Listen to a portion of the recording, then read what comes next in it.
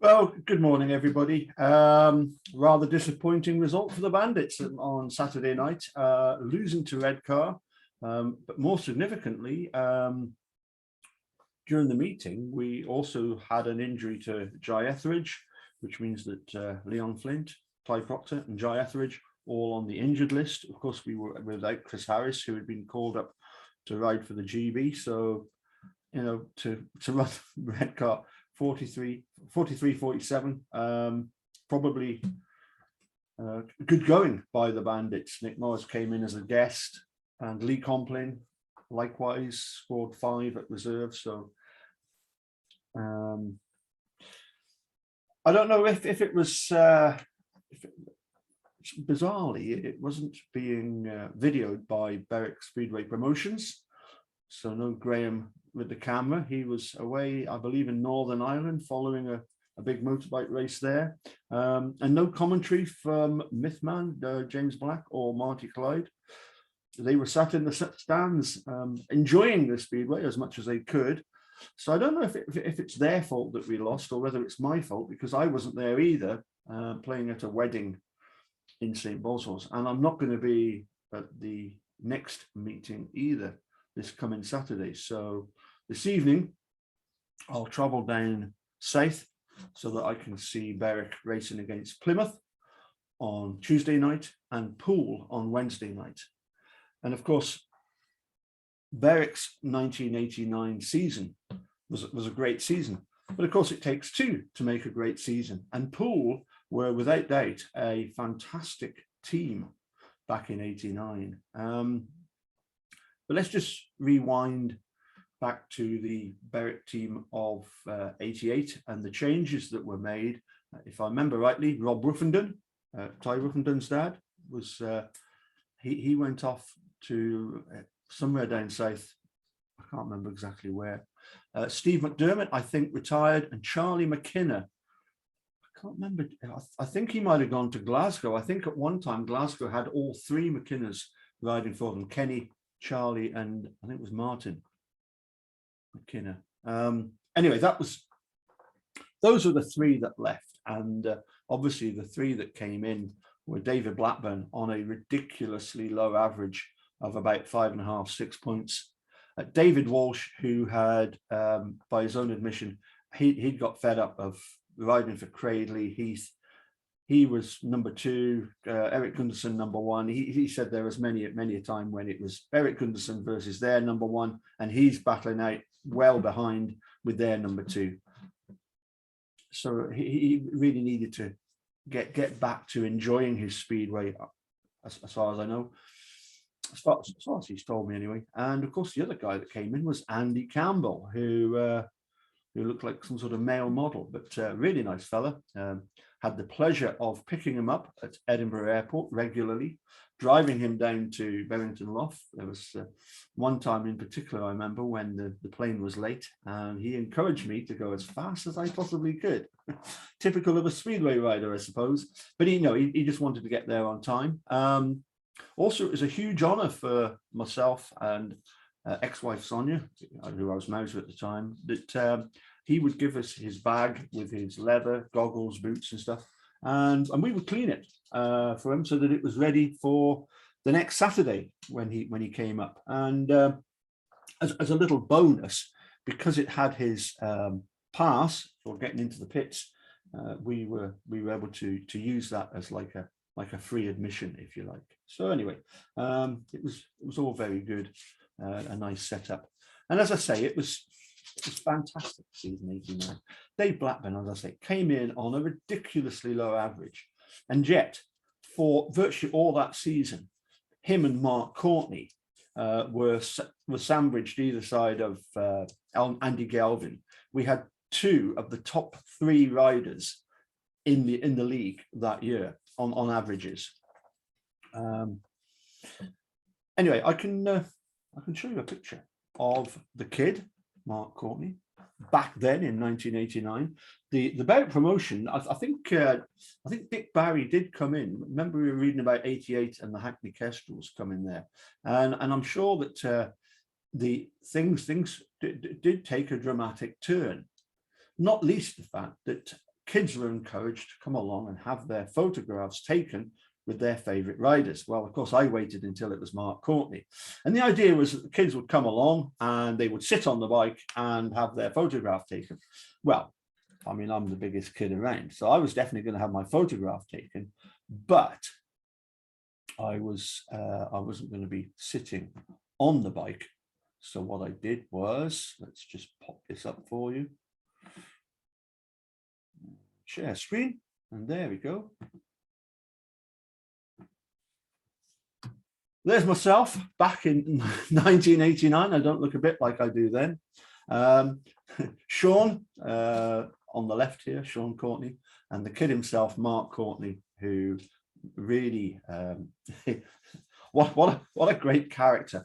I realize he's led a colorful life, but anybody in his company wouldn't fail to enjoy that experience.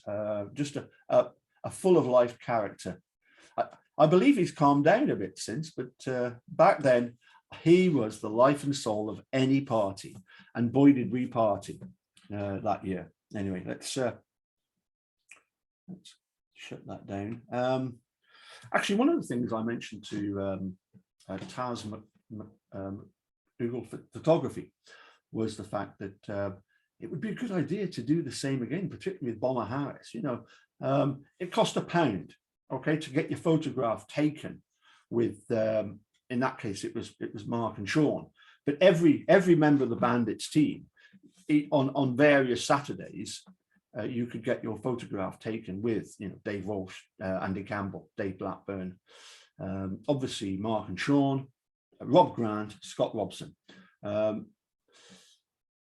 I'm pretty sure that there were. I'm sure Kevin Little had to take a few rides for us back then. He was an up and coming rider. I'm sure he did do a couple of spots. I'm sure he did. And certainly in 1990 and 91. But it was a long time ago, so if I've got that wrong, please forgive me. So when the season started, just going back to, as I say, with Taz McDoodle and the photography, it would be good, wouldn't it, if we had the same with Chris Harris, you know, set up a little stand with his bike, Chris Harris, kids go along, get your an official photograph taken with Chris Harris. It was £1 back then. You know, I'm sure we would all happily pay a £5 to get a nice photograph of ourselves with Bomber. Just a thought. Anyway, I've mentioned it to Taz before, and hopefully they can get that sorted out in the not too distant future.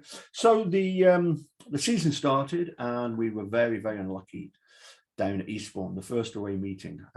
We took the bus overnight because the Berwick Bandits match finished on Saturday, and about 11 o'clock, that was just piled onto Dave Fairburn's coach, bikes and all, in the back of the bus, and travelled down to Eastbourne. It was quite a trek, but we survived it.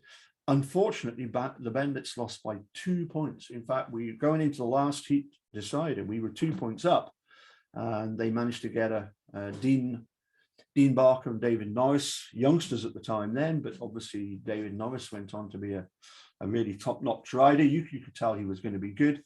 They got a 5-1 in the last race, which meant that we went home completely empty-handed. Well, we didn't go home. We went off to Hackney to ride against the Kestrels, and again, lost by just a handful of points. And so we were quite unfortunate in a few of the array meetings when we got quite close and just couldn't quite seal the deal. And of course, there was no such thing as bonus points back then. Now, at one meeting against Exeter, and of course, Exeter were also very, very prominent in that season, as far as Bandits were concerned. The meeting against Exeter started off with a tapes failure. The tapes wouldn't work. And no matter what they tried to do, they couldn't fix it. So the referee decided to use the green light. Everybody had to move, it could go on the green light. And the final score was 78-18. In fact, every single one of the Berwick top 5, all 5 of them scored a maximum. And of course, all that the Exeter Falcons managed was 2 second places. Other than that, they were all 3rd and 4th. So 78-18. I remember Andy Campbell after the meeting chatting with him about it.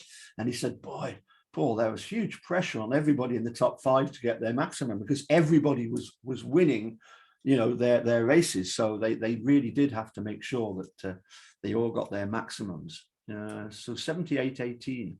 I seem to remember as well in the not too distant past, I'm sure Exeter came and refused to race, and it ended up as a 75-15, where every Berwick rider had to go out and score. Sorry, 75-0. 75-0. That's right. Every Berwick rider had to go out and score their 5 points, even though Exeter had refused to ride. And I don't think they suffered any repercussions for that. But anyway, so yeah, obviously the Bandits were drawn against Exeter Falcons, yeah, in the Knockout Cup. And it was amazing, the transformation from the league performance when they were absolutely abysmal with the tapes not working, to when they came in the Knockout Cup and they lost 56-40. Well, of course, Berwick then went to Exeter and duly lost by the same scoreline, 56-40. And I remember at one time we were getting railroaded, and I think it was a sort of typical sort of revival towards the end when Dave Blackburn, in particular, it took well to the county ground and was able to quell some of the damage that was being done by the Exeter team, who were fantastic on their own track. Brilliant stadium, fantastic speedway, very, very similar to obviously Shieldfield. And what I really liked about it was that they had a clubhouse where if you were parked like at the pit side of the ground and the clubhouse was the other side, everybody just drove through the pits and then ran the track and parked on the track near the clubhouse, so you could go in and have your chat with the riders and a couple of beers and stuff. Sadly, county ground no longer with us. Then, of course, we had to go on a little southern tour of Rye House, Exeter and Poole. And I remember at Rye House, Mark Courtney won the silver helmet in a match race. Berwick won the meeting, which was to be expected because Rye House was struggling with riders and injuries and stuff like that. So as I say, Mark Courtney won the silver helmet. I don't remember much else about it, Rye House, other than the fact that there was a big go-kart track nearby. But I seem to remember it was very dusty. I think somewhere else we went that year was Long Eaton, and we got the win there, but you wouldn't have known it because the dust, you could hardly see any of the riders for the dust. Mark Courtney and Blackie once again rode really well there because that was a track that at one time was local to them. Sadly, no more Long Eaton, of course. The next day after the Sunday, we went obviously down to Exeter, I think on the Sunday night, and stayed at the hotel, went to the meeting, and Berwick lost in the league by 57-39. Now, if that had been in the Knockout Cup, Exeter would have progressed. But of course, it wasn't, was it? It was in the league. And for some strange reason, there was a huge party kicked off at the hotel that we were staying in. And I mean, absolutely brilliant times. Particularly remember Mark putting Golden Earring, Radar Love, on the jukebox, and Dave Blackburn playing imaginary drums to it, which was absolutely brilliant. thoroughly enjoyed that. Anyway, huge hangover the next morning. Now, I've queried Graham McCleary about this, and he says it wasn't him. So it must have been Martin. And in fairness to Graham, the name Martin McCleary definitely rings a bell in my mind. We'd had a load of hijinks that night, and so in order to get their own back, they had managed to sneak into our room and threw a whole pint of water over me as I was lying there in bed. Absolutely soaking, got up and just saw the funny side of it, and couldn't be bothered to sort of retaliate at all. It was just one of those comic moments, I suppose. I mean, we were youngsters back then. I 24 at the time, and they were teenagers or just early 20s. Anyway, we then, obviously, after this big party, this big blowout, and as I say, there was a lot of drink consumed. I must explain, of course, the night before, the riders, or some of the riders, had actually stayed at Poole, because I believe that Neil Middleditch, the team manager, has got a property where he's got like rooms available for rent and stuff like that. And so this was the norm, that the riders would go to Neil Middleditch's place near Poole. Well, didn't Mark Courtney leave the silver helmet? It was in a bag. The silver helmet. He went and left it at Poole. So when they had the match race after the Exeter meeting, between, I believe it was Richard Green actually took on Dave Blackburn, because there was it was going to be better if Dave Blackburn tried to defend it, as long as it was somebody from the Bandits team. And Mark wasn't available for whatever reason. They said he'd got either bike troubles, or it was, not feeling well, or whatever. Anyway, so unfortunately lost the silver helmet. And I distinctly remember that because Mark had left the silver helmet at Poole, it meant that Richard Green didn't have the helmet to go and parade with. So they just stuck an Exeter bobble hat and made that do. Anyway, the local crowd absolutely loved Richard Green, a real hard-on racer. Just like Chris Harris and Greg Blair and all these guys that don't mind going wide, high and wide on the banking and make it work. So, as I say, next day, the Tuesday, back then, Poole raced on a Tuesday. Exeter was Monday, Poole on the Tuesday. Went there full of trepidation.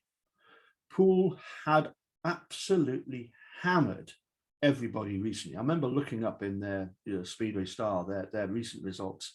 They'd hammered Edinburgh, they'd hammered Glasgow, they'd hammered Newcastle. They were putting 60, 70 points easily on every. Well, they had, of course, back then, Craig Boyce and Lee Adams were two of their riders, along with Alan Rossiter, who was no slouch back in those days. So we went there with trepidation. Heat 1, Roscoe was leading, fell. Heavy track, very heavy track. I remember Mark Courtney going around and gesturing to the referee and gesturing to the track that it wasn't good for racing. So they had to have a bit of work done to remove some of the shale, to get it back to how obviously Poole riders wanted it. The trouble is, so did the Berwick riders. Absolutely loved it. At one point, Poole resorted, they were 8 points down, to using Lee Adams as a tack sub. And I think he duly won his race. But of course, it came down eventually to a last heat decider to see if Poole could get a point, could get a draw. It wasn't just to win. Berwick were that dominant that night. Dave Blackburn, Mark Courtney, I think Andy Campbell scored a night. Famously, they after the meeting, they had a little second half of Devil Take the Hindmost, and it was a one-lap race where you had the top four or four riders total, two from each team, take one lap. And Andy Campbell gated every single time and won the Devil Take the Hindmost prize of a brand new tire, Speedway tire. But that was the second half, and that was great entertainment. I've seen that before, I think, at Powder Hall. Just a one lap race to see who can survive. As I say, the person finishing last, they drop out and then they carry on. Anyway, let's share this with you. Now, apparently this is Graham McCleary in his very, very youthful days, and he was stood at the back of the stand at Wimborne Road. Rerun videos, I believe, were the ones that actually did the sort of official video, but Graham was at the back capturing this footage, this legendary footage, which I will share with you. Here we go.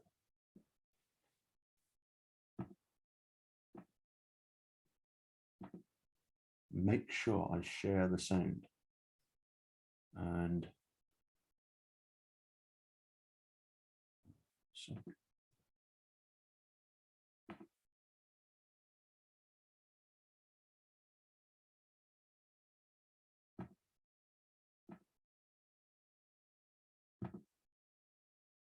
there you go. That's it. Share sound. Wow. Nearly forgot to do that. So hopefully that's come up. Now, here, by the way, is a Bandits of 89, a video, a 10-minute video about the final, which sadly I never got to, but we'll get to that in a minute. Well, I never got to the second leg at Berwick because I was living in Cheltenham at the time and gigging and stuff.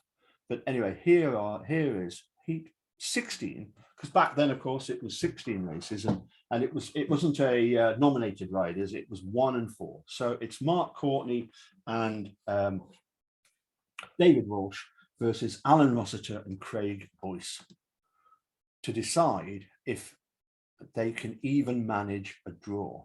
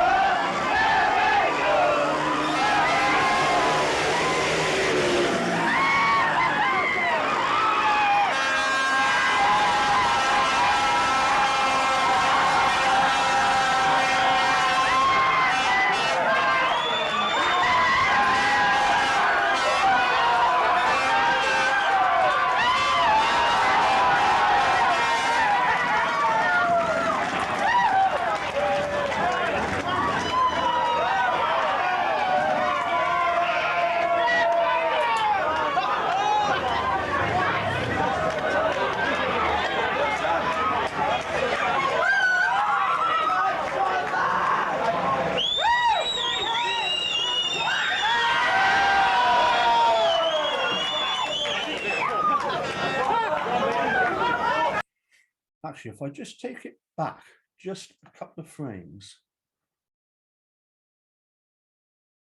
and pause it just about there. So there's Mark Courtney. That is definitely Sean Courtney. I need to go a bit further back to just after the race. You have to give, oh, that's a good one. There's Dave Blackburn, distinctive black with white arms. There's Andy Campbell. Now, I'm pretty sure one of the riders that came out from Poole, the first one to come out from Poole was Lee Adams, made a point of going around and congratulating everybody. And I've always liked Lee Adams since then, because I've always thought a great rider, but also a true gentleman. You know, I've never heard anybody have a bad word to say about Lee Adams. And it was interesting. I was having a conversation with Mythman over the weekend about some of the riders that have not always been popular with certain fans. And hopefully we can expand on that some future date. But anyway, let's keep that playing.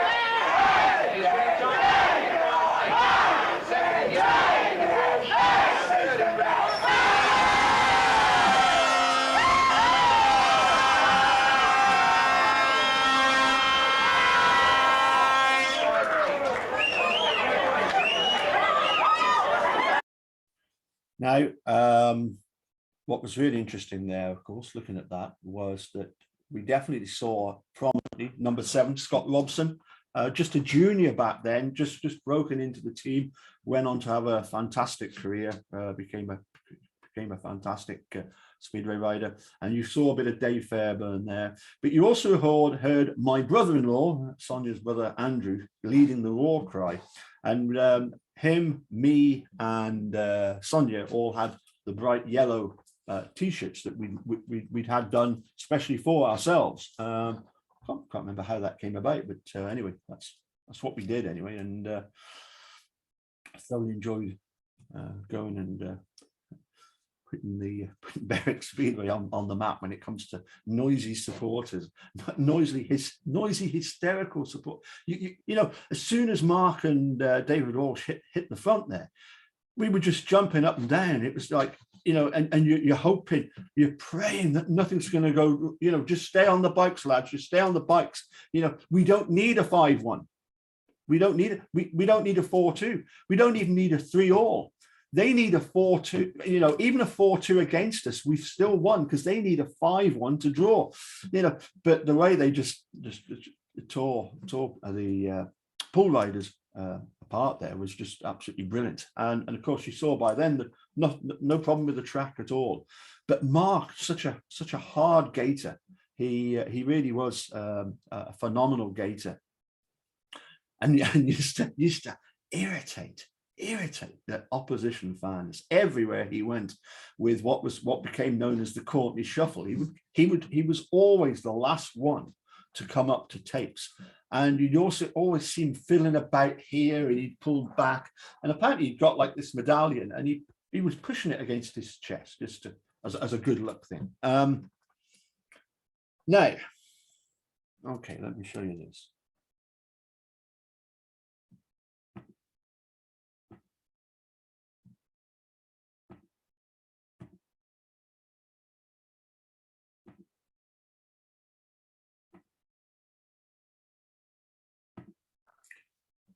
This was August last year. Yours truly, with my Eagle Nation Cycles shirt, and the one and only Dave Walsh. He came along, and it was funny. I was stood outside the Black and Gold because I got Jock with me, and he walked past, and he'd actually got his face mask on, and he stopped and pointed at me. Paolo, David, how you doing? So anyway, he bought me a drink in the Black and Gold, which was very nice. We had a quick chat about how things were going. He was actually up to visit Mike Hope in Wooler to get his motorbike serviced, and it's quite funny, because then when they had the halftime draw, I had to nip off to the loo because, you know, my daughter takes me so I can have a few drinks, and I think she was around the other side of the stadium for whatever reason. Anyway, I said to David, you know, could you hold those for me while I just nipped to the loo, you know, not expecting any number to come up. Lo and behold, I come back. David said, well, you won the second prize. I said, you're kidding me on. You're just winding me up. No, seriously. I said, well, listen, David, you have that because, put it towards your bike servicing. I think that was destiny. So he went and claimed the prize, whatever it was. I think I won it once at Barrington. And again, I wasn't there to pick it up, but it was in the days when you had a number and you paid like by direct debit. Anyway, it's all good stuff. Helps keep the speedway going. Yes, Dave Walsh. Back in those days, no sat nav. So we're traveling back in my car, and I said to David Walsh, what's the best way of getting back? He said, well, I'm going up the M1 anyway. You could just follow me. I said, well, that'd be perfect. So that's what we did. And we get so far up country, and we get stopped by a sort of roadblock type thing, where there was police that would just stop the traffic.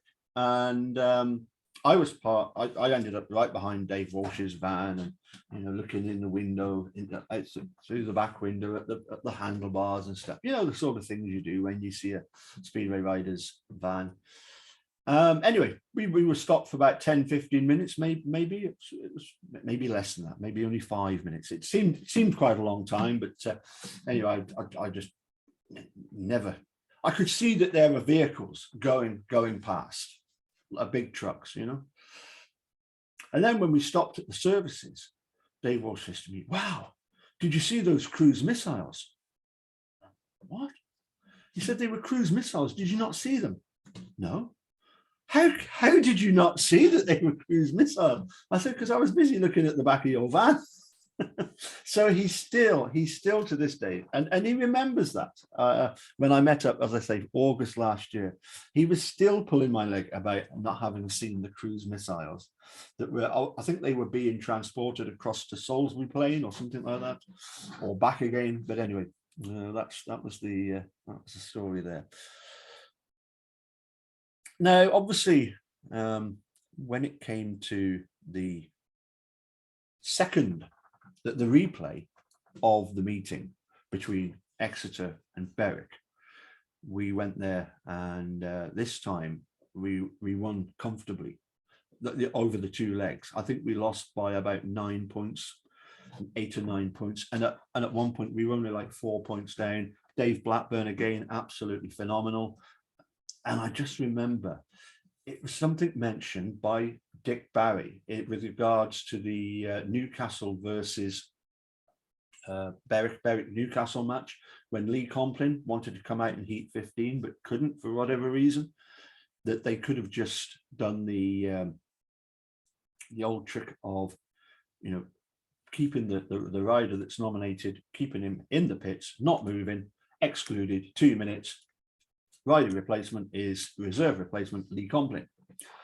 And certainly back then, Dave Fairburn, fair play to him, he knew how to play the rule book, and he had a lot of times riders being excluded under the 2 minutes, and then lo and behold, I think the reserves that year were obviously Scott Robson, and it was alternating between Rob Grant and Sean Courtney as to who was riding reserve.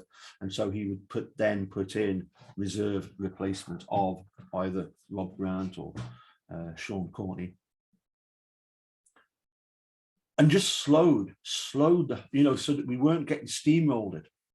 And the team, the riders weren't getting steamrolled. So for example, if he wanted to have somebody appear in the next race, rather than given an extra time of, say, whatever the referee goes for, but by doing the 2 minutes exclusion of the rider that was due to ride when he knew he was going to be putting in a reserve, it was just brilliant.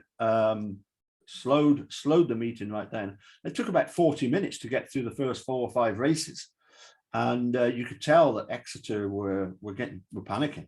In the end, Richard Green fetched Dave Blackburn off in one of the heats, trying to get past him, and was excluded. And I think from then on, it was pretty much plain sailing. As I say, comfortably through to the semi-final. That was a real edge of the seats job. We beat Peterborough at obviously at Berwick, and then went down to Peterborough, very, very fast track, but big and wide. And again, Dave Blackburn, just outstanding. That the number of meetings that we would have lost had it not been for Blackie. And I remember, I'm pretty sure he was heat 15 with Andy Campbell, and managed to take the win, even though the Peterborough riders, whoever they were, they were hard charging riders, and they were quite keen to push the Berwick riders out the way. And Blackie just stood firm and just absolutely nailed that heat 15, which meant that heat 16 was well, raced it, yes, but Berwick had already got through, and much jubilation on the back straight. Now, the first leg of the KL Cup final obviously was at Poole again on the Tuesday, but on the Sunday before that, again, I think this might be thanks to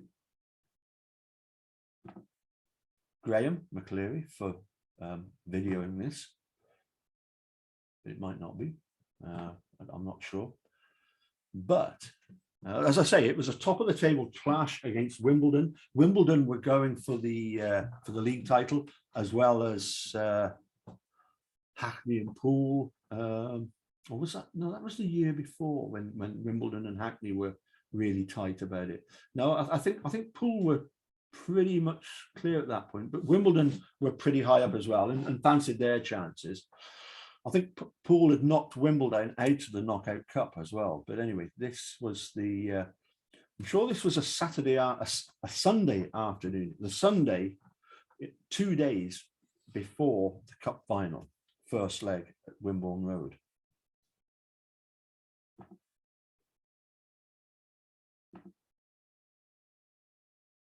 Share sound, yep, done. So here we go. Not a very big clip, because it all happened in the first bend. It's just a huge problem when you've got people who are over aggressive coming in, hammering into the people that are in front. One wonders what the Wimbledon rider was thinking, or maybe just gathered up too much speed and couldn't control it. But anyway, here we go.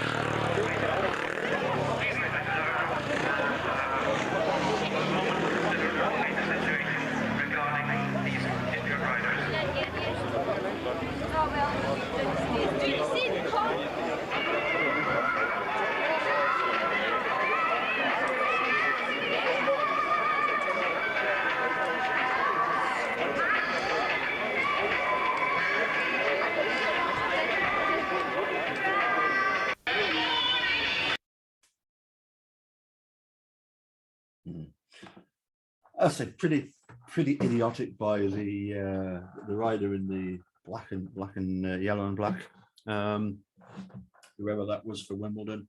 No need for that.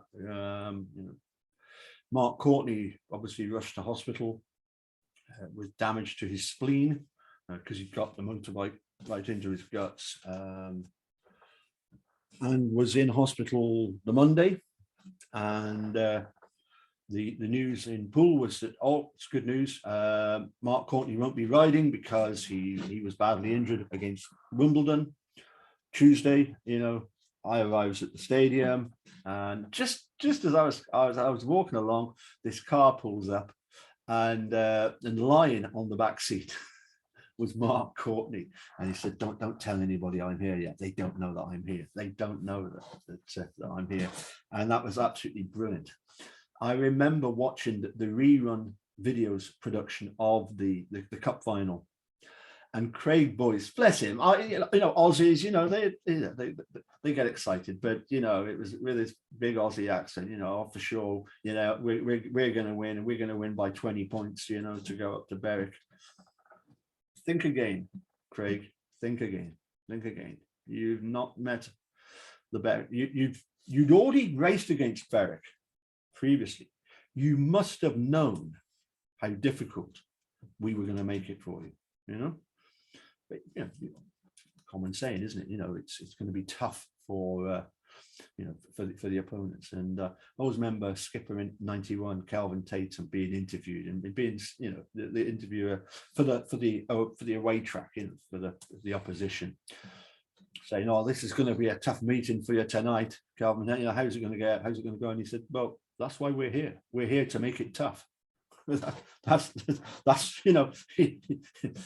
nobody likes us. We don't care. We're the Bandits, and we're gonna hopefully ruffle a few feathers along the way. And so certainly the cup final. At one point, Berwick did go 8 points down, and we just put Mark and Blackie in as tax subs, which you were allowed to do in the heat with 2 and 7 in it, whichever one that was, and they just won it from the gate comfortably. And I seem to remember one of the riders for them, as I say, they had Alan Rossiter, Craig Boyce, Lee Adams, Tony Langdon was another name, and a lot of the top 5 and even the reserves, as I say, for Poole, were scoring big points back then. And I'll say they were regularly sticking 60, 70 points on all the opposition.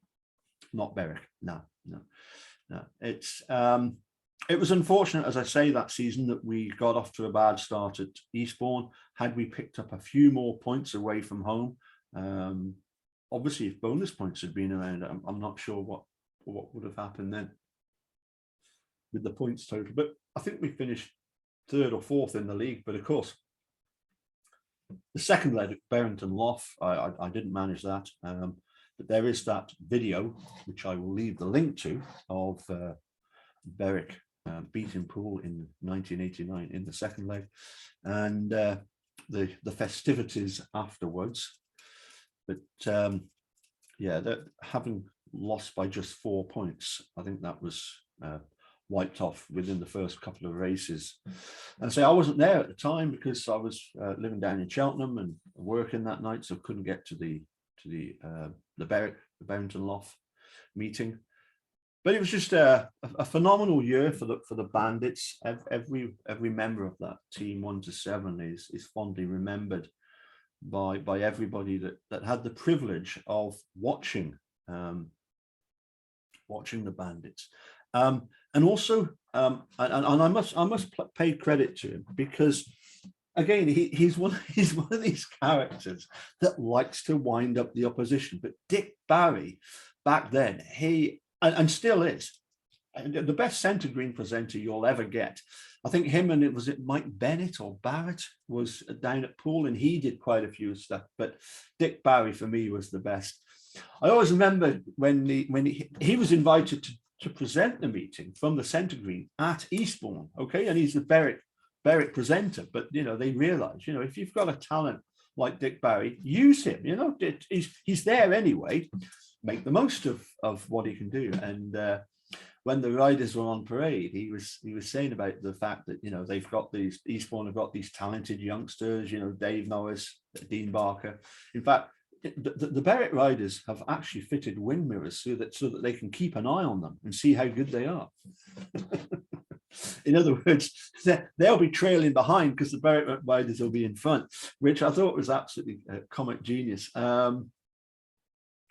Dick Barrett's always been like that. But that was my first experience of watching Berwick for a full season. Obviously, 91 was also very good. And we've had successful years where we've won the 4-team tournament, 2002, 2012, 2022. Wonder what we could do this year. Interesting, won't it? If nothing else. Anyway, hope you didn't mind my ramblings too much. It's a great shame that we don't have Exeter in the league anymore. I always remember it was somewhere that once we'd moved back to Shieldfield, of course, Exeter Shieldfield, virtually identical. No banking one end, or very slight banking, steep banking the other end. Big fast track. Seem to remember Adrian, Michael Pepe, Dave Meldrum, Victor Meldrum. All these guys would go there and ride well around their place. I think back in those days they had Michael Coles was the top guy for Exeter, and I think Simmons, Malcolm or Max Simmons. Back in '89, he was just a young reserve, and I don't think he managed too many points in that quarterfinal replay. So yeah, as I say, it was Exeter quarterfinal, Peterborough semi-final, and then just absolutely hammered Poole in the final. And yet they went on to be the league champions. Obviously Berwick won the knockout cup. They were league champions, but Berwick had done the double over them. Consistency, I suppose. Yeah, just have to remain consistent. As I say, I'm looking forward to Tuesday down at Plymouth. Never been to Plymouth, the St. Boniface Arena. Very, very small, 220 yards. It's Berwick's is 384. It's like nearly double the size. Some of these opposition tracks, you could just about fit them in the width of Berwick. When you're on the third, near the third bend, and you look across to the main stand, it's a fair distance across. Anyway, and as I say, looking forward to going to Poole. Whether or not we can do anything at Poole or not remains to be seen. I would have to say that as a Berwick supporter, it was surprising. We always have hope, don't we, going into the meeting against whatever opposition, that this might be our night. And certainly that night down in Poole, that was Berwick's night. They, for whatever reason, whether Poole weren't quite up to scratch, I don't think it was that. I think it was really a case of having lost at Exeter, and at the party afterwards, it like re-energized everybody, gave them, it was like shed off all the weight, the burden of expectation that you're carrying, and just go out and enjoy it, lads. And boy, did they enjoy it. Anyway, I think you've heard enough of my ramblings for today. Catch you all again soon. Hopefully when I'm down south, I'll send a few reports via YouTube and let you know how things have gone. Okay. Cheers. Bye for now.